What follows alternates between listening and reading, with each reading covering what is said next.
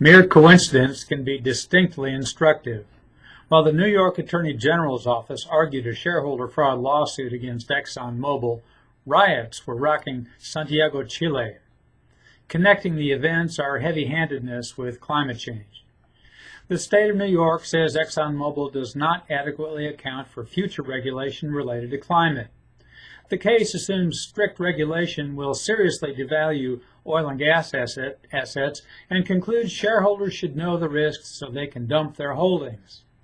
The argument comes directly from climate activists who try to make political ambitions come true by insisting they already are. They want governments to tax affordable energy into disuse while lavishing incentives on costlier alternatives like solar power and wind.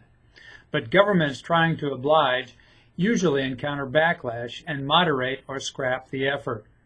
Chile is the most recent example. Protests erupted on October 25th in response to mass transit fare hikes. Some observers blame the increase on rising oil prices, but oil prices are falling. Fares increased because Metro de Santiago converted its subway system, Latin America's second largest behind Mexico City, to renewable energy, mostly solar and wind. Yes, the protests derive momentum from social tension born of income inequality, but costs stemming from the forced use of expensive energy provided the initial shove.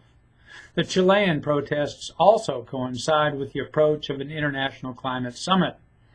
The United Nations 25th Conference of the Parties, addressing implementation of state and environmental activism embodied in the 2015 Paris Climate Agreement, was to have been held December 2nd through 13th in Santiago.